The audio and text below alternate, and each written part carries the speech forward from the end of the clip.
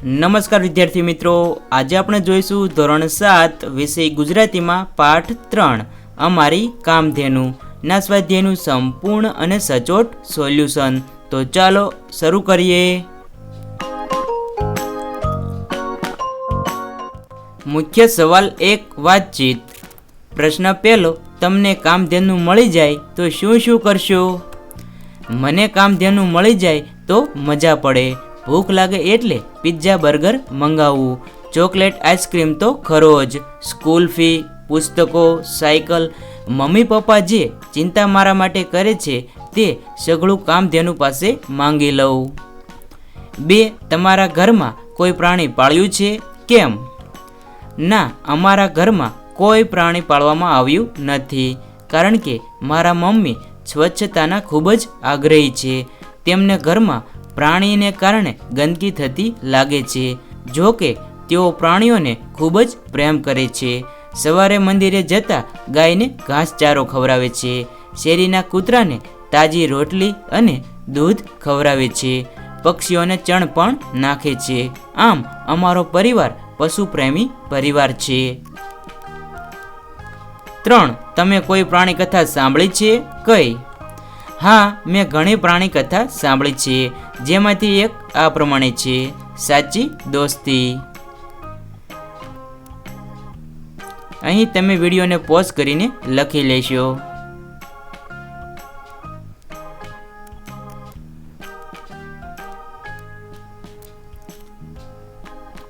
4 તમને કયું પ્રાણી સૌથી વધુ ગમે છે? શા માટે? પ્રાણીઓમાં મને સૌથી વધુ કૂતરો ગમે છે। કૂતરો વફાદાર હોય છે। અમારી શેરીમાં મોતી નામનો કૂતરો વર્ષોથી રહે છે, શેરીની રાત દિવસ ચોકી કરે છે, અજાણ્યા લોકોને જોઈને ભસે છે। 1-2 વાર તો શેરીમાં આવેલા ચોરને ભસીને ભગાડ્યા હતા। તે શેરીના લોકોને ઓળખે છે, તેમને જોઈને પૂંછડી પટપટાવે છે, બાળકો તેને પ્રેમ કરે છે, એની સાથે વિવિધ રમતો રમે છે। 5 પ્રાણીઓની સાર સંભાળ કઈ રીતે લઈ શકાય? પ્રાણીઓની સાર સંભાળ આપણા કુટુંબના સભ્યોની જેમ લેવી જોઈએ। પ્રાણીઓને સમયસર જરૂરી ભોજન અને પાણી મળી રહે તેવું આયોજન કરવું જોઈએ। તેમને રહેવા માટે સ્વચ્છ તેમજ ગરમી, ઠંડી અને વરસાદથી રક્ષણ મળે તેવી જગ્યા આપવી જોઈએ। જો તેઓ બીમાર હોય તો તેમની યોગ્ય સારવાર કરાવવી જોઈએ। તેમની સાથે સદભાવ તેમજ પ્રેમપૂર્ણ વ્યવહાર કરવો જોઈએ। 6 તમને લાગે છે કે બોડી ગાયથી આખા ઘરનું ગુજરાન ચાલી શકે?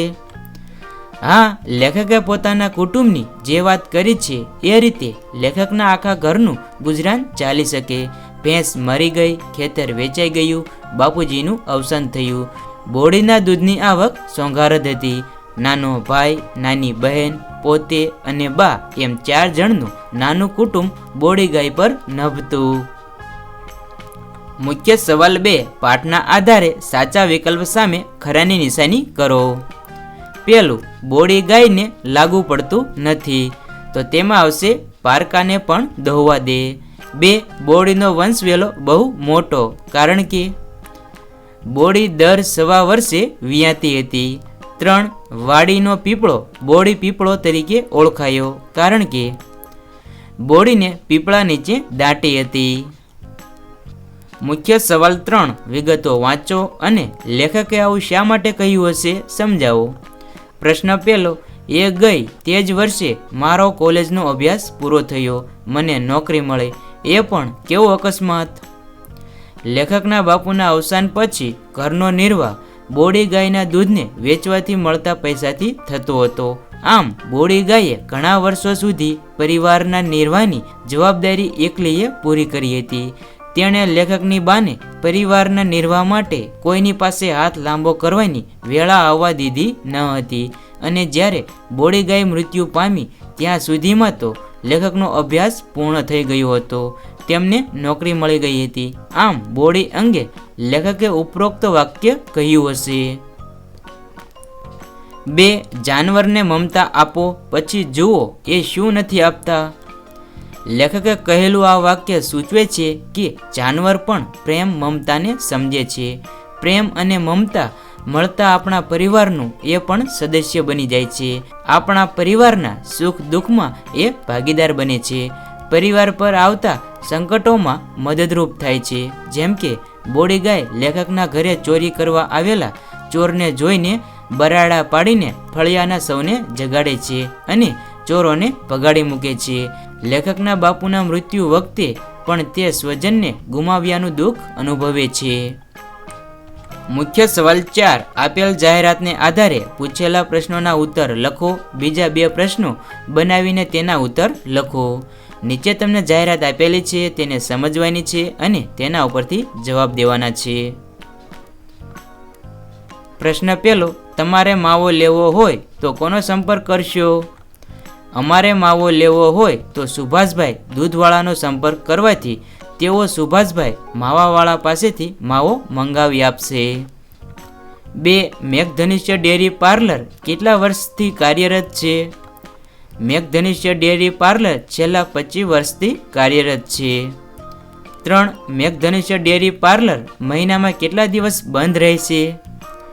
મેઘધનુષ્ય ડેરી પાર્લર મહિનામાં 1 જ દિવસ બંધ રહેશે. 4. આ ડેરીમાં કઈ કઈ વસ્તુઓ મળતી હશે? આ ડેરીમાં દૂધમાંથી બનતી તમામ માવા સિવાયની તાજી વાનગીઓ મળતી હશે. 5. મેઘધનુષ્ય ડેરી ક્યાં આવેલી છે? મેઘધનુષ્ય ડેરી નવા નરોડા અમદાવાદ ખાતે ઓમિનિયમ કોમ્પ્લેક્સમાં આવેલી છે. 6. ડેરીમાં વિશેષ વળતર ક્યારે આપવામાં આવે છે? ડેરીમાં વિશેષ વળતર ધાર્મિક પ્રસંગે આપવામાં આવે છે. મુખ્ય સવાલ 5. વિકલ્પમાંથી શબ્દનો અર્થ ધારો અને ચોરસ કરો. આ શબ્દવાળું વાક્ય પાઠમાંથી શોધીને લખો. પહેલું, શેર, તો તેનો અર્થ થશે ધીર, તો એટલે તેના ઉપર ચોરસ આવશે. તો વાક્ય જોઈએ તો, નાનું છોકરું આંચળમાં હાથ નાખી ખેંચે ને દૂધની શેર કાઢે તોય કશું ન કરે. 2. લાયણી, તો વેચાણ ઉપર આવશે ચોરસ. તો વાક્ય જોઈએ તો, એના એટલે કે બોડીના દૂધની લાયણીના મહિને 25 રૂપિયા આવતા. 3. પેટીયું, તો તેમાં આવશે ગુજરાન. નાનો ભાઈ અને નાની બહેન એટલા જ ઘરમાં એટલે અમારું પેટીયું નીકળતું. મુખ્ય સવાલ 6. લીટી દોરેલ શબ્દ સમૂહની જગ્યાએ એક શબ્દ મૂકી વાક્ય ફરીથી લખો. પહેલું, મને તાજું ફીણવાળું દૂધ ખૂબ ભાવે. મને શેડ કઢું દૂધ ખૂબ ભાવે. 2. મારા મિત્રને ઘેર જ્યારે જોઈએ ત્યારે દૂધ આપનારી ગાય છે. મારા મિત્રને ઘેર કામધેનું છે. 3. રામજીભાઈ એમની ભેંસને દરરોજ માલિશ કરે છે. રામજીભાઈ એમની ભેંસને દરરોજ ખરેરો કરે છે. મુખ્ય સવાલ 7. ઉદાહરણ મુજબ બીજા શબ્દ પાઠમાંથી શોધીને લખો.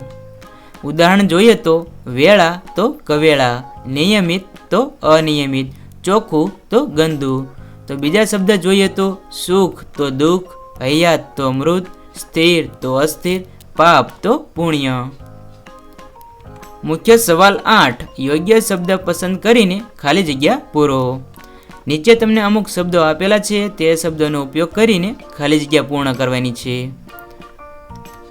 બોડી ગાય ગરીબડા સ્વભાવની હતી. તેનું ગાઢું દૂધ અમે પીતા. શ્રદ્ધાળુ લોકો સારા નરસા પ્રસંગે બોડીનું છાણ લેવા આવતા. એકવાર બોડીને જાનવર કરડ્યું, બાઈએ કેટલાય ઉપાયો કર્યા. મુખ્ય સવાલ 9. અ, બ અને ક માંથી વાક્યના અંશ લઈ અર્થસભર વાક્ય બનાવો. વાક્ય જોઈએ તો, બોડી ગાય કુટુંબની કામધેનુ હતી. બોડીનું છાણ સારા નરસા પ્રસંગે લઈ જતા. પીપળો આજે બોડી પીપળો કહેવાય છે. ખરી પરીક્ષા સમયે બોડી અમારા લોકોનો સહારો.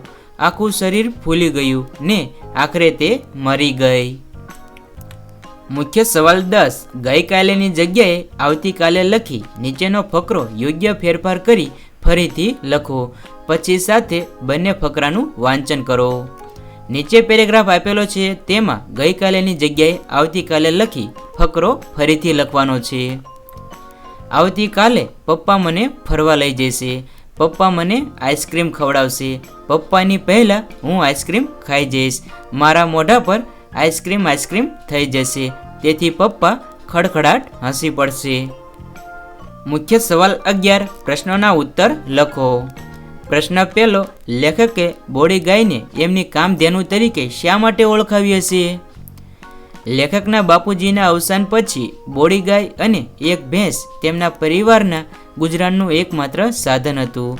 ભેંસ વર્ષના આંતરે મરી ગઈ હતી. બીજી ભેંસ ખરીદવાની આર્થિક સ્થિતિ ન હતી. ખેતર વેચાઈ ગયા પછી બોડી ગાય ઉપર જ લેખકનું કુટુંબ નભતું હતું. તેના દૂધને વેચવાથી મહિને 25 રૂપિયા આવતા હતા. સોંગવારીના એ સમયમાં આ રકમથી પરિવારનું ગુજરાન ચાલતું હોવાથી લેખકે બોડી ગાયને તેમની કામધેનુ તરીકે ઓળખાવી હશે. 2. ઘરના બધા ગાયની શી સંભાળ રાખતા? ઘરના બધા બોડી ગાયને સ્વજનની જેમ ચાહતા હતા. સૌ તેને બહુ લાડ કરતા ને તેનો દરરોજ ખરેરો કરતા. તેને ખાસ લીલું ઘાસ અને સારી રીતે ભરેલો બાફણાનો ટોપલો ખાવા આપતા. ગાયને નિયમિત નવડાવીને ચોખ્ખી રાખતા. ગાયને આમેય ચોખ્ખાઈ ખૂબ જ ગમે. બાળકો તેની સાથે રમે છે. લીલી ચાર પોતાના હાથે કાપીને ખવડાવે છે. 3. બોડી ગાયને સ્વચ્છતા ગમતી એવું તમે શા પરથી કહી શકો? બોડી ગાય પોતાની પીઠ, પગ વગેરેને જીભથી ચાટીને ચોખ્ખા રાખે છે. તે ગમે ત્યાં ગંદી જગ્યાએ બેસતી નથી. તે કદીએ ગંદુ ખાતી નથી. તે પોતાના વાછરડાને પણ ચાટીને ચોખ્ખા રાખે છે. આ પરથી કહી શકાય કે બોડી ગાયને સ્વચ્છતા ગમે છે. 4. બોડી ગાય આખા ગામને લાડકી હશે એમ શાના પરથી કહી શકાય? બોડી ગાયને ગામના લોકો બહુમાન આપે. બોડી ગાય ગોવાળામાં જાય ત્યારે શ્રદ્ધાળુ લોકો તેના માથે હાથ મૂકી આંચકા લે. વાર તહેવારે સ્ત્રીઓ અને કુમારિકાઓ તેનું પૂજન કરે. સંક્રાંતિને દિવસે લોકો તેને ઘૂઘરી ખવડાવે. સારા નરસા પ્રસંગે લોકો બોડી ગાયના છાણ મૂત્ર લઈ જાય. આ પરથી કહી શકાય કે બોડી ગાય આખા ગામની લાડકી હશે. મુખ્ય સવાલ 12 આપેલ મુદ્દાઓનો ઉપયોગ કરીને મારું પ્રિય ઝાડ વિશે લખો. નીચે તમને અમુક મુદ્દા આપેલા છે, તેનો ઉપયોગ કરીને આપણે મારું પ્રિય ઝાડ વિશે લખવાનું છે. તો જોઈએ તો મારું પ્રિય ઝાડ. વડ મારું પ્રિય ઝાડ છે. એને વટ વૃક્ષ પણ કહે છે. એ ગમે છે એનું એક કારણ છે. એ આપણા હિન્દુ ધર્મમાં આસ્થાનું પ્રતીક છે. એ આપણું રાષ્ટ્રીય વૃક્ષ છે. વડને શિવનું સ્વરૂપ માનવામાં આવે છે. બ્રહ્મા, વિષ્ણુ અને મહેશની ત્રિમૂર્તિની જેમ વડ, પીપળો ને બીલીનો મહિમા છે. વડની ડાળીઓમાંથી વડવાઈઓ નીકળી લટકે છે. વડવાઈ પકડીને હિંચકા ખાવાની મજા પડે છે. વડના ઝાડ પર પંખીઓ માળા બાંધે છે. વડની છાયા શીતળ હોય છે. એમાં પશુ, પંખી, વટેમાર્ગુ ને થાકેલા વ્યક્તિઓ આરામને શાંતિ મેળવે છે. એના ફળને ટેટા કહે છે. તે નાના ને લાલ રંગના હોય છે. વડના પત્તા, ડાળીઓ કે કળીઓને તોડવાથી દૂધ જેવો રસ નીકળે છે. તે રસ દવામાં વપરાય છે. વૃક્ષોમાં વડ રાજા છે. મુખ્ય સવાલ 13 મોટેથી વાંચો, સમજો, પછી ગુજરાતીમાં અર્થ કહો. નીચે તમને ઇંગ્લિશમાં અમુક વાક્યો આપેલા છે, તેને મોટેથી વાંચવાના છે અને ગુજરાતીમાં અર્થ લખવાનો છે. ગાય એ પાલતુ પ્રાણી છે. તે વિવિધ આકાર, કદ અને રંગમાં વિશ્વભરમાં જોવા મળે છે. ગાય એ પ્રેમાળ અને મળતાવળું પ્રાણી છે. ગાયનું દૂધ ઊંચી ગુણવત્તાવાળું હોય છે.